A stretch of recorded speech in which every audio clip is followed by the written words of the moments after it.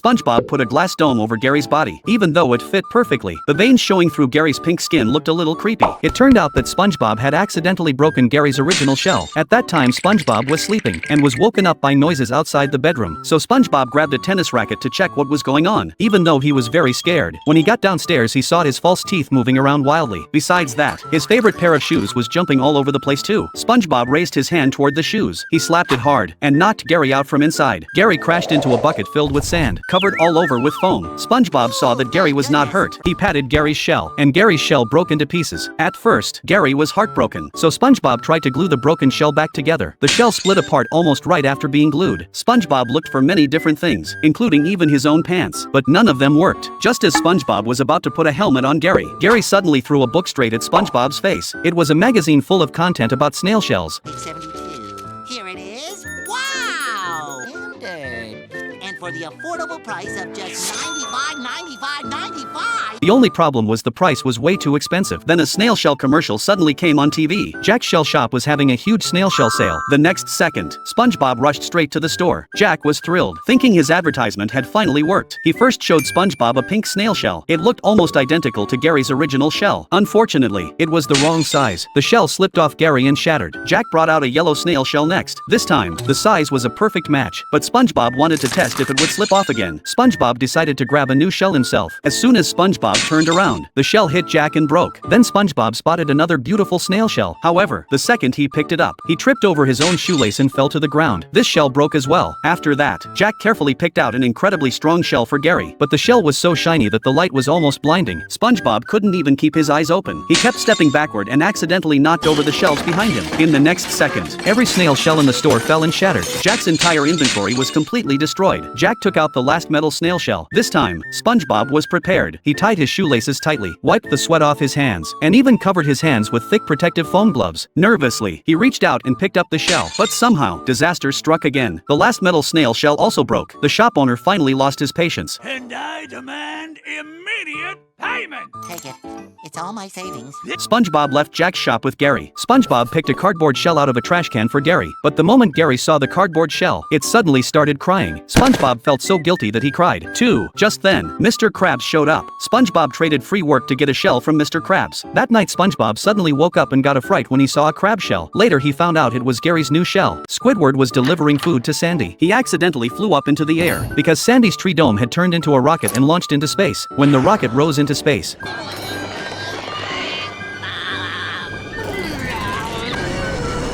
gravity suddenly disappeared. SpongeBob floated up, and his upside-down posture exposed his underpants. Pearl also danced lightly. She accidentally touched an electric leakage spot because she was too weightless. Squidward also felt an unprecedented sense of lightness. It turned out they were not out of danger yet. Sandy operated urgently, and told them to get back to their seats quickly. SpongeBob and the other two squeezed together rapidly, and fastened their safety belts. They had to pass through 3 dangerous zones to reach their destination. The first was the frigid zone, and Squidward froze solid. Pearl and Squidina were also freezing cold, but SpongeBob built a snowman inside the rocket. Next, they entered the scorching heat zone. The space oven could even spit fire. The snowman melted right away. Sandy lay on the ground from the heat. The telescope was as hot as an oven. Sandy ordered everyone to hide under the lead blankets. Finally, they reached the high radiation zone. Sandy ordered everyone to hide under the lead blankets.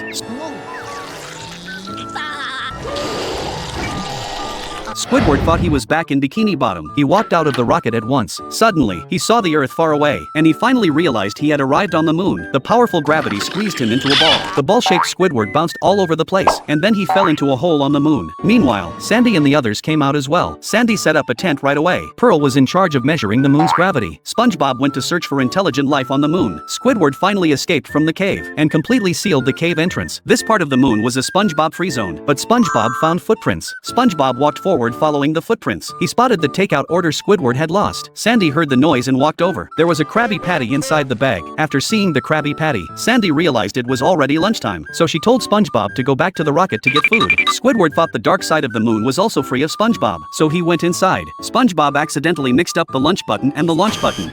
Preparing to launch. The next second, the rocket lifted off, dragging the anchor along with it. Luckily, the chain hooked onto a moon hole, so the spaceship moved while dragging the moon. Sandy climbed up the chain to the rocket. She stopped the spaceship, but the moon had already been dragged out of its normal orbit. Due to tidal effects, the sea level on Earth dropped drastically. The residents of Bikini Bottom could only walk with their heads lowered. Suddenly, Squidward floated out. Santa Claus followed right behind him. It turned out Santa Claus lived on the dark side of the moon. Santa Claus soon noticed the abnormal state of the moon. SpongeBob suddenly came up with an idea. He took out 4 cans of soda. After everyone drank the carbonated drinks, they started burping non-stop, but this method did not work, so they tried to push the moon back. When Santa Claus saw the scene, he began to mock them. Sandy threatened him to take out the tools. Santa Claus told SpongeBob to bring out the jack-in-the-box. SpongeBob snatched Santa Claus's tools in one grab. All of a sudden, a jack-in-the-box popped out. The tremendous impact shattered the moon. Bikini Bottom was on the verge of destruction, but SpongeBob came up with a brilliant idea. He used a water gun to inflate his body. In the end, he turned himself into the moon. Bikini Bottom was saved. Skate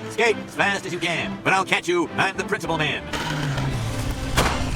Oh no, uphill. One place my car can't go. The principal's beat-up car slid back into the repair shop. Bart thought he was safe once he got home, but he had no idea that the robber Snake was hiding in Bart's treehouse. Snake was hiding from the police. He robbed people only so he could buy braces for his son. Chief Wiggum asked Bart if he had seen Snake. He wanted to bribe Bart with chocolate. Bart accepted the chocolate, but he did not tell the truth, and told the chief Snake was on Springfield Mountain. After the police left, Snake thanked Bart. Why did you save me? We outlaws have to stick together. Bart showed him all the things he had stolen. He even stole a baby raccoon. When Bart got home, he saw the latest PS4. He knew Snake was repaying him. After that, Bart received another globe and a telescope. Snake also stole a tiger from the zoo for Bart. He even went to a medieval museum and stole a suit of armor for Bart. Lisa met Lucas. Lucas's dream was to become a competitive eating champion. His record was eating 69 hot dogs in one sitting. Lucas even put on a demonstration for Lisa, although he failed. He's just round with a dream. Lisa decided to become friends with Lucas first. She even invited Lucas over to her house. Lucas wanted to demonstrate eating raw cow brains. Lisa told him beans would be fine. Marge did not understand why her daughter liked a fat guy. Her sisters reminded her that this fat guy was just like Homer. Women marry their fathers, Marge. Marge thought being married to Homer was actually pretty good. Lucas took a bite of ice cream. The ice cream gave him a headache. Lisa kicked him in the head to help ease the pain. Seeing this, Marge imagined what Lisa's future would be like. Thanks, babe. Sorry you had to drop out of college to feed me full time. Now give us a kiss. To keep her daughter from marrying a competitive eater in the future, Marge asked Homer to take their daughter out for dinner like a gentleman. This way Lisa would learn to appreciate gentlemen later on. Although Marge loved Homer very much, being married to a man like Homer was really tiring. Homer got very angry when he heard this. I'm sleeping on Flanders couch tonight. Bart's treehouse was full of all kinds of treasures Snake gave him. Then Bart saw the news on TV. That Snake had been arrested on multiple theft charges. The police were going to send Snake to the electric chair. Bart remembered Snake had a child. To keep that child from becoming an orphan, Bart took everything Snake gave him to the police station. He begged the chief to release Snake, but the chief refused. Only Snake knew how to assemble the electric chair, so the chief asked him to help put together the electric chair. Snake took the chance to overpower the police. Lou had no choice but to let Snake go. Homer still decided to have dinner with Lisa. He even put on formal clothes. During dinner, Homer tried his best to act like a normal person, but Marge pulled Homer aside to talk. Marge, please control your jealousy. This is your daughter. We need to have a conversation in loud whispers. Excuse me, Lisa. A friend from high school. Marge sincerely apologized to Homer. She even specially put on a beautiful dress. Homer forgave Marge after seeing her dress.